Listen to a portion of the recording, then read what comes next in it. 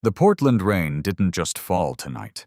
It hammered against the porch roof like a collection of debts coming due.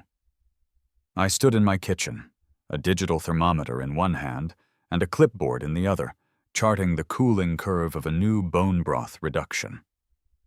The clock on the microwave read 12:04 a.m. The house was quiet, smelling of roasted marrow and cracked black pepper, completely insulated from the coastal storm outside. Then, the heavy oak of my front door rattled under 3 frantic knocks. I set the thermometer on the stainless steel prep table. I didn't expect anyone. My sous chef had a key, and Carter, my best friend since middle school, was currently deployed in a time zone 14 hours ahead.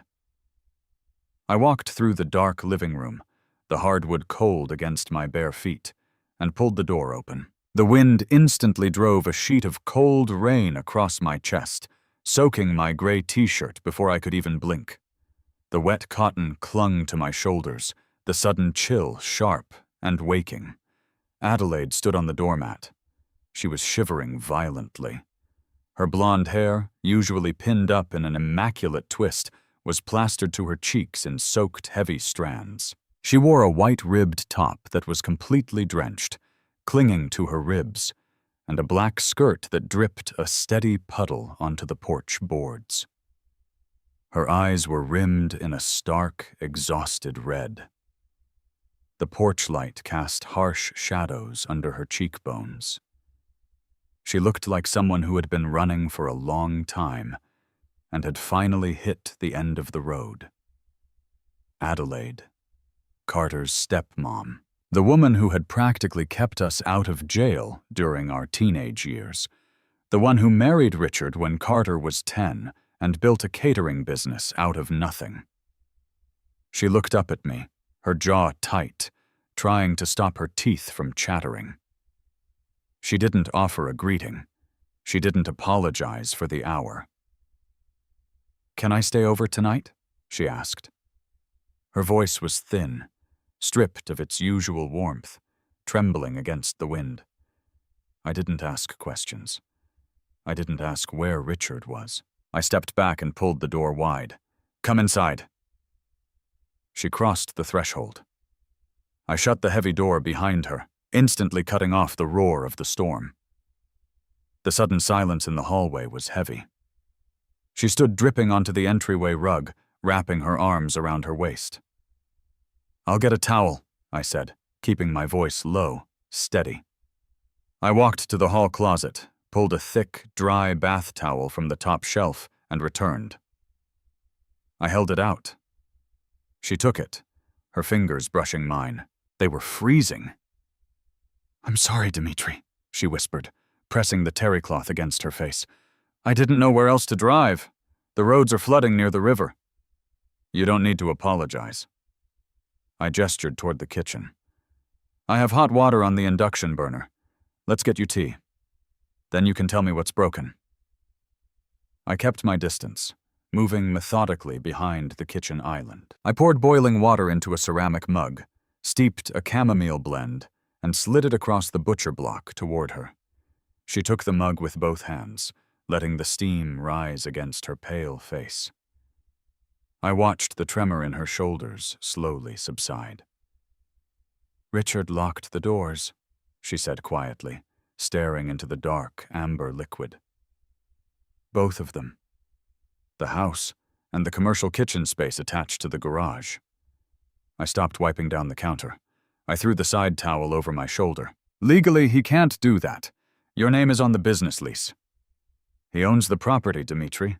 He posted a 30-day eviction notice on the kitchen door yesterday, claiming I violated the commercial use terms. Tonight he changed the deadbolts on the house, said if I wanted to leave the marriage, I leave with what I came with." She let out a shaky exhale. "I have a 400-person corporate catering order due on Thursday. All my prep sheets, my stand mixers, my inventory, it's all locked behind his garage doors." The threat was concrete. Richard was a commercial real estate broker who used contracts like blunt instruments. He knew exactly what he was doing. He wasn't just kicking her out. He was suffocating her business, so she would have to crawl back.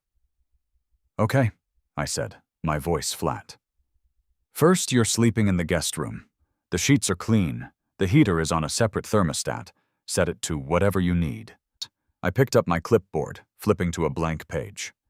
"Second, we solved the kitchen problem. You're not losing that corporate contract." She looked up, her red eyes searching my face. "Dimitri, I can't ask you to fix this. I just needed a roof to wait out the storm." "You didn't ask. I'm telling you the plan." I met her gaze, keeping my posture relaxed but immovable. "Tomorrow morning, you come with me to the Iron Birch. My prep kitchen in the basement is empty from 6 a.m. to noon. You have full access. We'll transfer your delivery orders to my loading dock." "Dimitri, drink your tea, Adelaide," I said gently. "We map the logistics tomorrow. Tonight, you rest." I didn't linger to watch her cry. I turned around, packed away my reduction, and walked down the hall to check the locks on the front door. I made sure the deadbolt was thrown. I kept my space secure. It was the only way I knew how to make the world stop spinning for her. The next morning, the rain had settled into a persistent, misty drizzle. The Portland sky was the color of wet cement. I unlocked the back service door of the Iron Birch at 5:30 a.m. Adelaide walked in behind me, wearing a borrowed gray hoodie of mine that hung slightly past her hips, and a pair of dry jeans she had kept in her car.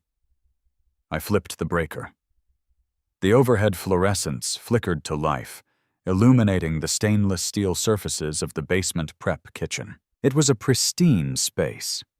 2 6-burner Wolf ranges, a walk-in cooler, and 30 feet of uninterrupted prep counters.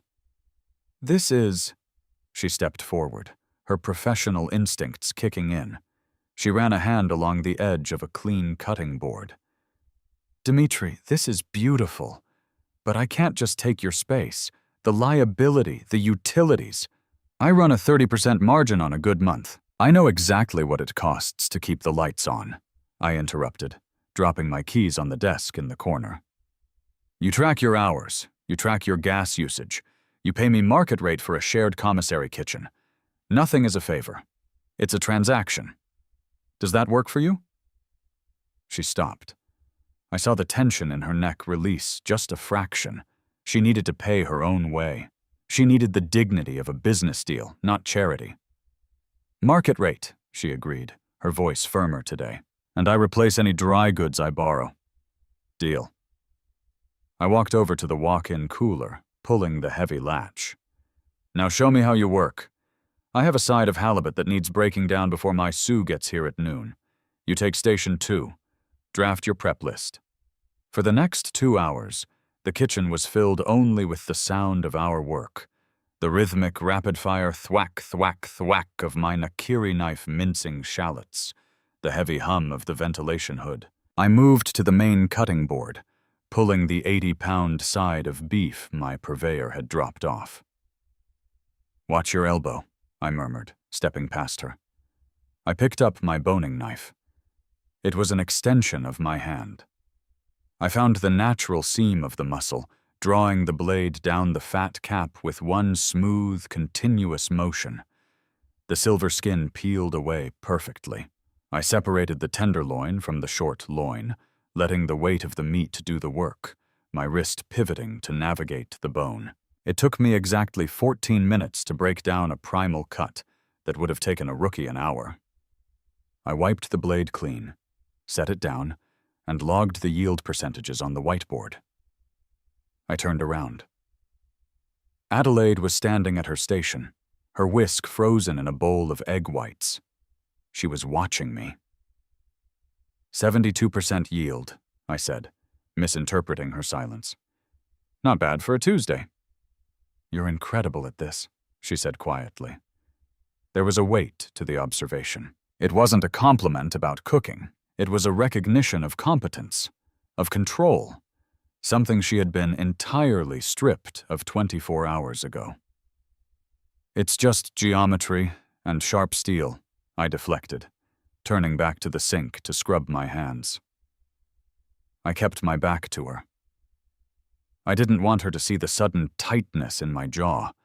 I didn't want to acknowledge the pull in my chest. She was Carter's stepmom. She was a woman fighting for her survival. My job was to provide the geometry and the steel, nothing else. By Thursday, the friction of shared space began to test her frayed nerves. Adelaide was pushing herself too hard. She had been at the bakery station since 4 a.m, trying to prep 400 miniature tart shells for her corporate client. The kitchen was hot, the ovens running at 400 degrees. I was at the opposite end, reviewing invoices.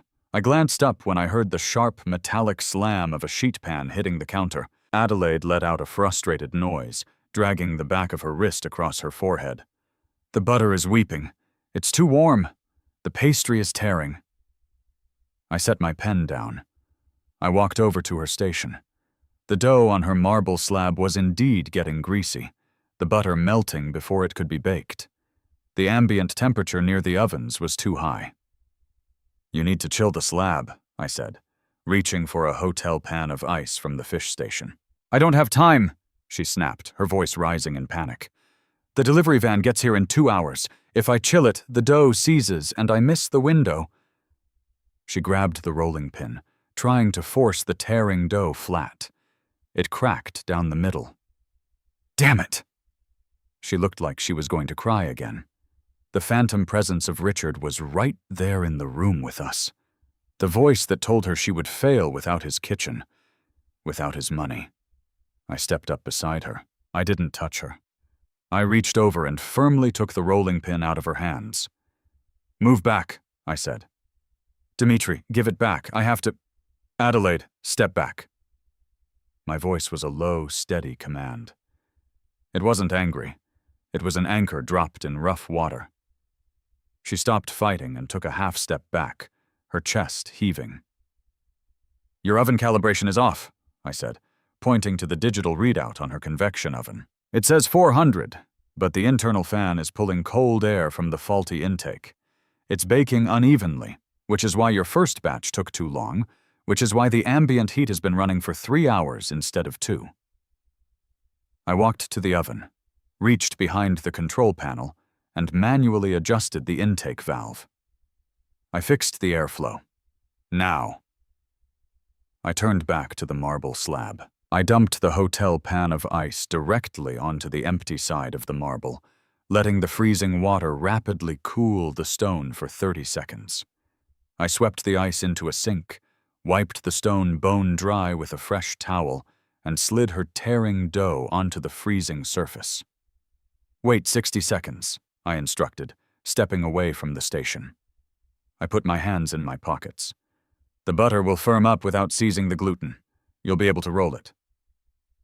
She stared at the dough, then she looked at the oven.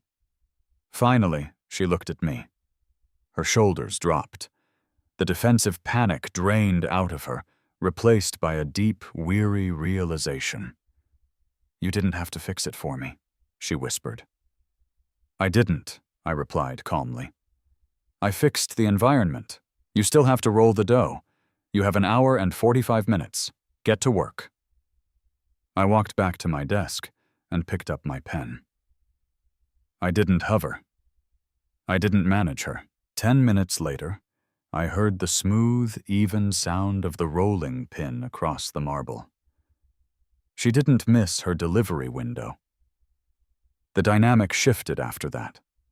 The frantic desperation smoothed out into a quiet, relentless routine. It was 3:15 a.m. on a Saturday. The restaurant above us was dark and silent. I was supposed to be asleep in my office upstairs, but my mind was running through next month's menu costs. I walked down the back stairwell, holding a mug of black coffee. The basement kitchen lights were dimmed to half power. Adelaide was at the prep sink, washing a massive stack of mixing bowls. Her shoulders slumped with exhaustion. She had secured 3 new clients since the corporate job, fighting tooth and nail to keep her cash flow positive. I stood in the doorway, watching her. My chest felt tight. I noticed the way she shifted her weight to her left foot when her back ached. I noticed the way she hummed a toneless melody when she was trying to stay awake. It was a dangerous kind of noticing. It wasn't the way a man looks at a friend's mother. It was the way a man looks at a partner. I tightened my grip on the ceramic mug. I forced myself to walk to the dry storage room instead. She had 50 pounds of unsalted butter that needed to be clarified for her hollandaise orders the next morning. It would take her another 2 hours of standing over a hot stove to finish it. I set my coffee down. I pulled 3 massive stock pots from the rack. I unwrapped the butter, dropped the blocks into the pots, and fired up the back burners to a low, steady simmer. I didn't make a sound. For the next hour, I skimmed the milk solids from the top of the golden liquid, ladling the pure clarified butter into industrial Cambro containers. I labeled them with blue painter's tape, dated them, and stacked them neatly on her designated shelf in the walk-in cooler. When I finally walked out of the walk-in, she was leaning against the stainless steel prep table, wiping her hands on a side towel. She looked at the empty butter wrappers in the trash. "Dimitri," she said softly. "It's done," I said, keeping my distance. I leaned against the doorframe, crossing my arms. "You were going to fall asleep standing up. I needed the burners anyway." It was a lie, and we both knew it.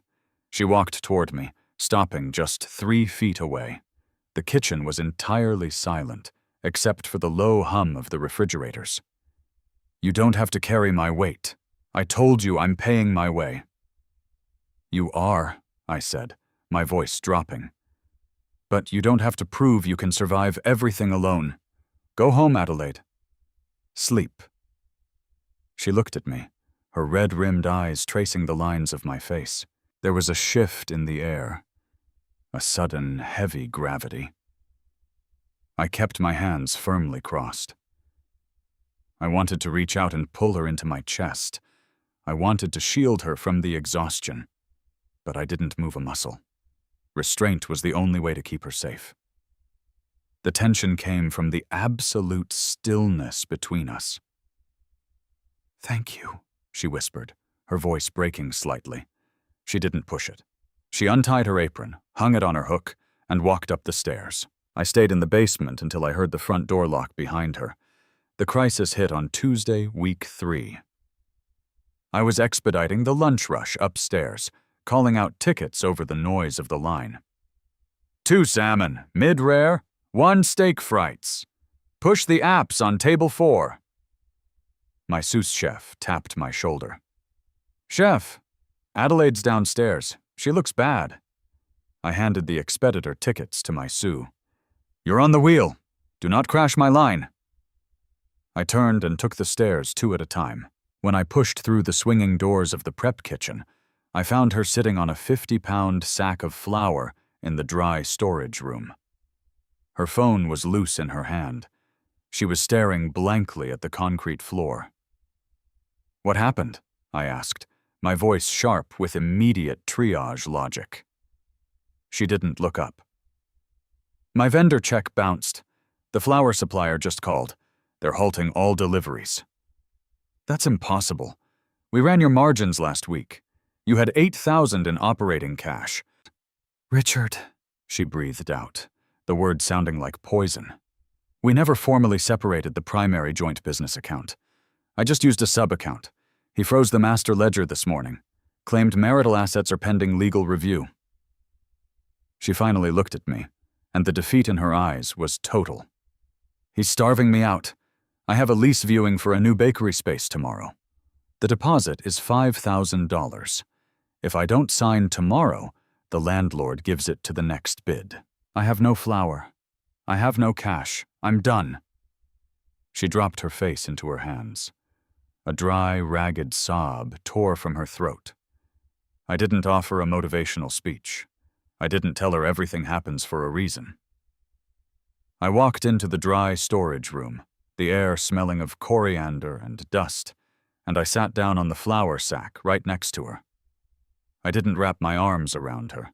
That would be taking advantage of her collapse. Instead, I pressed my shoulder firmly against hers, creating a solid wall of contact. The quiet room. The physical pressure of my arm against hers acted as a barricade against the panic. I let the silence stretch out, absorbing the tremor of her breathing until the ragged edge of her crying smoothed out.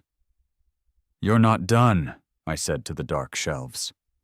"I don't have the money, Dimitri. I can't take a predatory loan. I might have to—" She swallowed hard. "I might have to ask Richard to release the funds, agree to his terms." A cold, measured anger spiked in my chest. I stood up. I looked down at her. My expression hardened. "You will not go back to a man who uses starvation as a negotiation tactic," I said, the words clipping the air. "You are better than that. Your craft is better than that. You don't ask him for anything." "Then what do I do?" she challenged, standing up, her own anger finally sparking. "What is the logical step, Dimitri? Because I don't see one." "I review your lease contract," I said, turning toward the stairs. "Print the new bakery lease. Print Richard's freeze notice. Bring them to my office in 10 minutes. We find the loophole." I didn't wait for her to argue. I walked back up to the line. An hour later, my lunch service was over. The restaurant was quiet. Adelaide sat across from my desk in the small, windowless office. I had a highlighter in my hand, scanning the legalese of the new commercial lease she wanted to sign. "Richard froze the personal and joint business assets," I said, tapping the paper. "But he can't freeze an independent vendor contract if the funds originate from a separate corporate entity." She frowned. "I don't have a separate corporate entity." "I do." I slid the paper across the desk. "The Iron Birch LLC. We structure a joint venture agreement. My restaurant absorbs your catering business as a subsidiary vendor for the next 6 months. I pay the $5,000 deposit on the new bakery space under the Iron Birch's name, but list you as the sole operating tenant. Richard has zero legal claim to my corporate assets. Your business continues uninterrupted, shielded under my umbrella, until the divorce is finalized." Adelaide stared at me, her lips parted in shock. "Dimitri, that's $5,000 of your operating capital. If I fail, you are legally on the hook for my lease." "I've watched you work for 3 weeks," I replied evenly, leaning back in my chair. "I've watched your yield percentages. I've tasted your pastry. You don't fail. It's a measured risk, and the math works." "Why are you doing this?" she asked, her voice dropping to a whisper. The business logic faded, leaving only the raw, unspoken tension in the small office. "You're risking your restaurant for your friend's ex-stepmother. Why?" I held her gaze. I didn't let myself look at her mouth. I looked at her tired, resilient eyes. "Because I protect what I value," I said simply. "And I value you. Now, do we have a deal?" She looked at the contract. She looked at my steady hand resting on the desk. Slowly, she reached into her purse, pulled out a pen, and signed her name next to mine. The next morning, the meeting was set. We walked into the conference room of the property management company downtown. Richard was already there, sitting opposite the mediator. He wore a tailored suit and a smug, relaxed expression. He looked at Adelaide, then glanced at me, dismissing me instantly as just some kid carrying her bags. "Adelaide," Richard said smoothly, leaning forward, "I'm glad you came to your senses. I brought the papers to release the funds, provided we return to the house and discuss the business terms reasonably." Adelaide stood at the end of the table. She didn't look at the floor. She didn't shrink. She reached into her leather tote bag and pulled out a thick manila folder. She dropped it onto the glass table with a heavy thud. "I'm not here for your funds, Richard," she said, her voice echoing off the boardroom walls. "I'm here to formally sever my operating license from your property." Richard frowned, picking up the folder. "You can't operate without capital. You lost the new lease. Your checks bounced." "My checks bounced," she corrected him calmly. The Iron Birch LLC's checks do not. I stepped forward, placing my business card on top of the folder. I looked Richard dead in the eye. I'm Dimitri Rogers, owner and head chef of the Iron Birch. Adelaide James is now operating as a protected subsidiary under my corporate license. Her new commercial lease was secured and funded via wire transfer at 8 a.m. this morning. Any further attempts to interfere with her supply chain will be met with a tortious interference lawsuit from my legal team. The room went dead quiet. The mediator shifted uncomfortably. Richard read the joint venture contract, his face draining of color as he realized the trap. He had no leverage. He couldn't touch my restaurant. He had been completely, legally outmaneuvered. You, Richard stammered, looking at Adelaide. You signed away your business to a 28-year-old line cook? I signed a partnership with a man who respects my craft, Adelaide fired back, her voice ringing with absolute authority. Something you never did. Do not contact me again, unless it goes through my attorney. She turned on her heel and walked out of the conference room. I gave Richard one last, flat look, then followed her out. We didn't speak in the elevator. We didn't speak walking to the car. The adrenaline was running too high. It wasn't until we were back inside the basement kitchen of the Iron Birch that the reality of what just happened settled over us. The door clicked shut. We were entirely alone. The smell of roasted garlic and fresh thyme hung in the air. Adelaide dropped her bag on the prep table. She turned to me, her chest rising and falling rapidly. We did it, she breathed. It's over. He has nothing. It's over, I confirmed. I stood perfectly still, my hands resting on the edge of the stainless steel counter. She took a step toward me, then another, until she was standing directly in front of me, looking up.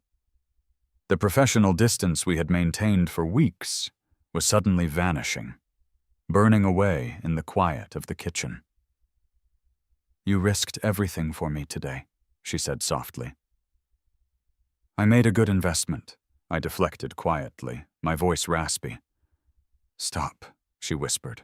She reached out, her hand trembling slightly, and pressed her palm flat against the center of my chest. The physical contact was a shock to my system. It grounded me instantly.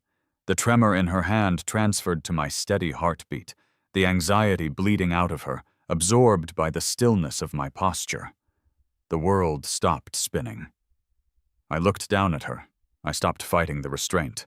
I didn't reach for her with hunger or desperation. I raised my hands and carefully cupped the sides of her face. My thumbs rested against her cheekbones. Are you sure? I asked, my voice a low rumble. I needed absolute clarity.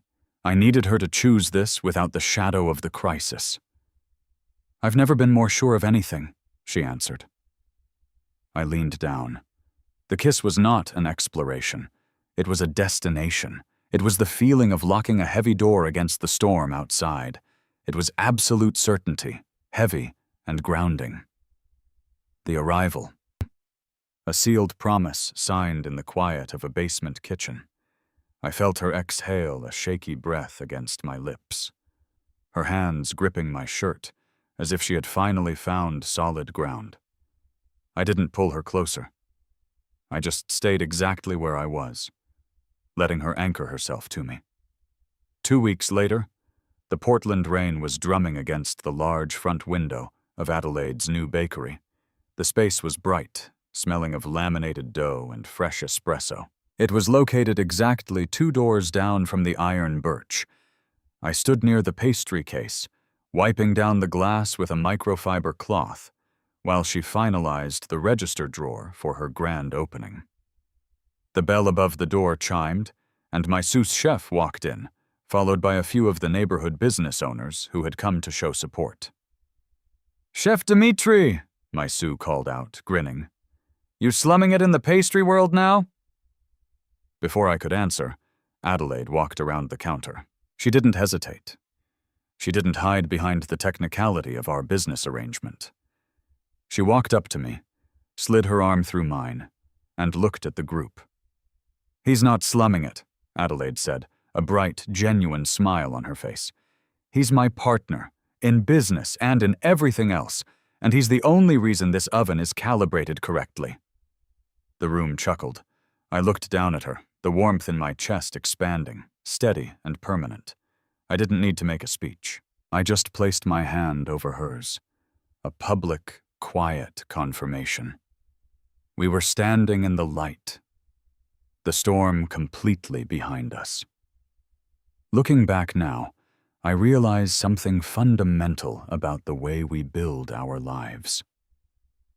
I learned that true love isn't about saving someone so they owe you. It's about providing the sanctuary they need to save themselves. Please like and subscribe so we can share more stories like this.